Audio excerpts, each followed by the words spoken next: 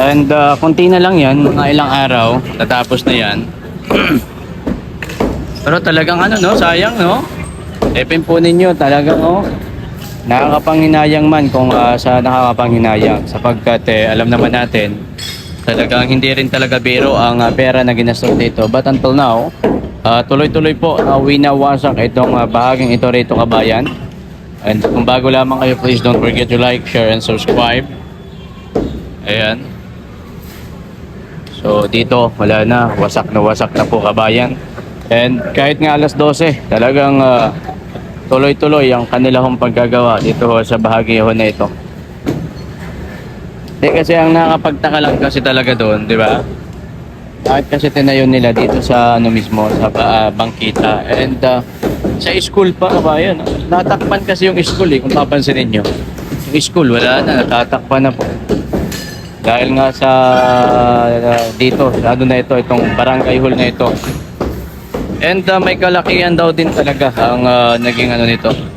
Yung budget, no, medyo malaki. So, ganun. And balita ko nga, parang isa pa daw sa mga congressman ang pumunta dito, mga kababayan. So, ganyang kalaki ang binadget. Milyon ho. Diba? Tapos ngayon, di pa bagong gawa, bagong giba. Ganun yun. Ayun, no. Doon kasi, school yan dyan Yung kulay dilaw po na yan, so school yan. And yung school ho na yan, talaga namang naharangan, mga kababayan. Harangan yung school. Dahil nga dito sa ano na ito, pinagawang building dito mga kababayan, sa mismo sa bangkita.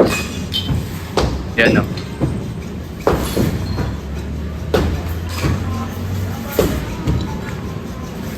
Nakakapanghinayang lang kasi siyempre people's money, no, yung ginawa or ginamit dyan. Kaso nga lang, nasayang dahil sa maling pagpapatayo sa maling location. Wala na, konti na lang Ayun tuloy-tuloy na binabasag yung ano. And hindi tatagal kabayan, makikita na natin yung kagandahan ng school na yan. Alam nyo, pabor din naman yan sa may-ari ng school ho na yan. Dahil nga syempre, mas liliwanag na yung mga ano dyan, yung mga kabataan, no? Maliliwanag na po. And yung ano dyan, yung loob, mapapasukan na po ng hangin. Hindi katulad nito, sa ngayon, hindi ito napapasukan ng hangin kasi nga syempre, ganyan. Natatakpan itong ano na ito, barangay hall mga kaibigan. And kung bago lamang kayo, please don't forget to like, share, and subscribe. Maraming salamat po. Grabe no? Diba? Sabi nga, mambabatas pero mambubutas mga kababayan. Siyempre po hindi niya alam, o alam niyang mali, pero nilagay niya lang talaga dito. Yun din ang tanong ko sa sarili ko Excuse me po. Yun din yung tanong ko Alam niya ba na mali yan? Dahil ang yun talaga. Galit na galit talaga dito si Yorme. Kasi nga, ikaw ba naman ipatayo dyan sa sidewalk Yun ang hindi ko lang masabi din kung alam niya ba na mali yung ginagawa ko nila. No, yun yung yung tanong ko rin kabayan, na bakit ganun? No, bakit ganun ang bata? Bakit ganun yung ating ang ilan sa mga mambabatas, hindi naman natin nilalahat. Dahil mayroon naman talaga yan sumusunod. Kung ano yung ginagawa nilang batas, sila din naman gumawa ng batas na yan Diba, na bawal ho magtayo ng mga barangay hall sa sidewalk. Pero nagtayo sila mga kababayan ng barangay hall dito sa sidewalk. Anong ginawa? Kaya dahil nga sa Yorme, anti-ano talaga yan, illegal yan dyan sa mga location ng sidewalk, talagang kinukuha yan under the leadership of Mayor Isko. Talagang tinanggal lahat ng mga nakahambalang sa sidewalk. Kahit ano pa yan kabayan, talagang tinutuldukan, tinatapos talaga yan ni Mayor Isko Moreno. Actually noon pa naman Noong unang kanyang panunungkulan pa naman, talagang ginagawa na talaga yan ni Mayor Isko mga kababayan. Noong kanya pa, noon pa yan, nung panunungkulan niya, ginagawa niya na po yan na talagang pagka ganon, tanggal yan, walang eche-boreche, walang echo-echo, pag sinabi ni Mayor, against the law yan.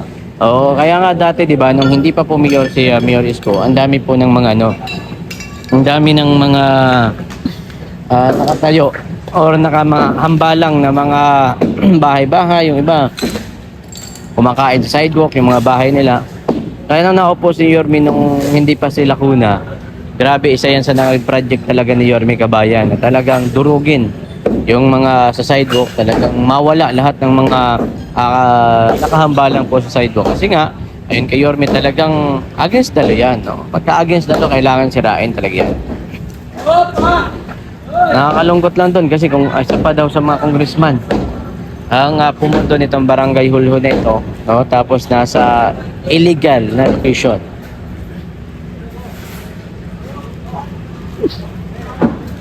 Konti na lang ito, kabayan. Ilang araw na lang ito. Ayan, no? Dito, ano na rin, wasak na ilang araw pa lang ang ano nila dito. Pero ano na, nakikita natin malaki talaga na yung nawasak po sa bahagi ito ng barangay hall. Yung mga salamin, wala na. Yung mga glass na nakalagay dyan and yung mga design, wala na rin po. Talagang total, ano na, wasak na talaga mga kababayan. Eh, dapat lang yan. Siguro hindi nila expected baka babalik si Yorme kasi alam nila against na against si Yorme sa mga ganyan eh. Pagtatayo ng mga ganyan sa mga sidewalk, naku, ayan talagang hindi mangyayari under the leadership ni Mayor Isko this city, mga kababayan, no? Hindi talaga yan, malabo talaga yan. Kaya nga hindi ako bakit ganun o bakit ganun, itinayo nyo yan dyan na alam nyong mali, tinayuan nyo pa. Yun yung nakakapagtaka, mga kababayan. Ano na, kabayan, sirang-sira na po. Konti na lang yan. Hindi na yan magtatagal, kabayan. Wasak na yan. Ilang araw pa. Ayan.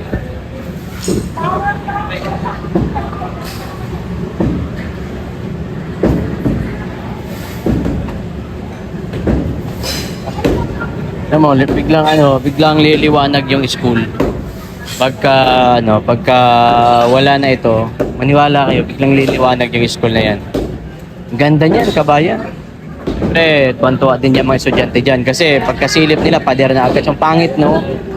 Pangit bilang estudyante na pagsilip mo sa yung dingding, pader na agad. So, ang pangit. Dahil nga naharangan.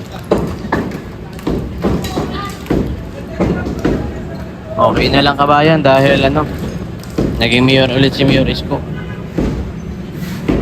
Nabigyan ulit ng katuparan na maayos ang mga sidewalk natin para naman hindi nahihirapan yung mga dumadaan, yung mga kababayan natin na dapat ay dumadaan sa sidewalk dahil nga may harang, dumadaan sa kalsada mismo sa may daraanan ho ng mga sasakyan. So yun yung hindi ho gusto talaga ni Mayor Isko, kabayan.